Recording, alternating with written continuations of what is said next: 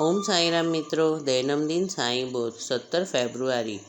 આગલા નિત્ય નિયમ અનુસાર તેલ માંગવા બાબા જતા, બધાએ નકાર આપતા આશ્ચર્યનું થયું સર્જન।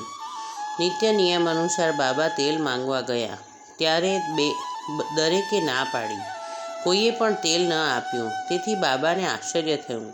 બાબા કશું જ બોલ્યા વગર પાછા ગયા। તેમણે કોરા કાંકડા પાણીમાં મૂક્યા। તેલ વગર બાબા દીવો કેવી રીતે પ્રગટાવશે તેની મોજ વાણિયાઓ જોઈ રહ્યા હતા।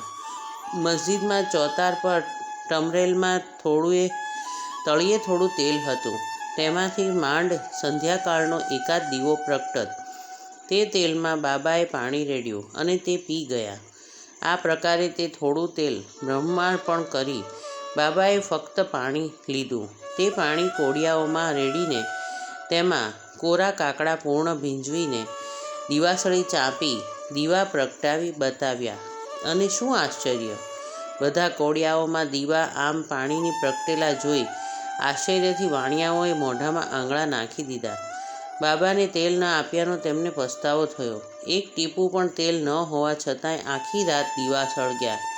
આપણે બાબાને કારણ વગર ત્રાસ આપ્યો, તેથી વાણિયાઓને મનોમન દુઃખ અને પસ્તાવો થયો। પણ બાબાના મનમાં તેમના પ્રત્યે કોઈ રાગ દ્વેષ ન હતો।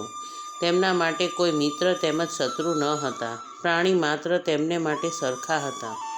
સંત તુકારામ મહારાજ કહે છે, ચિંતા નથી તારા દાસને, તારે છે સદા સર્વદા તું તેમને। સર્વ ભાગવત ધર્મીય સંત દ્વારા આવા જ ચમત્કારો થયા છે।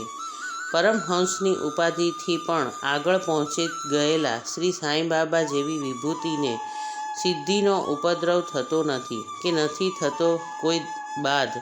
આવી ઘટનાઓનું સર્જન કેવળ જન ઉદ્ધાર માટે તથા ઈશ્વરના અધિષ્ઠાન વિશે શ્રદ્ધા દ્રઢ કરવા અને તેમાં વૃદ્ધિ થવા માટે જ થતું હોય છે। શત્રુ મિત્ર નથી, તેમને કોઈ પ્રાણી માત્ર સમાન સર્વહી। ઓમ સાંઈરામ।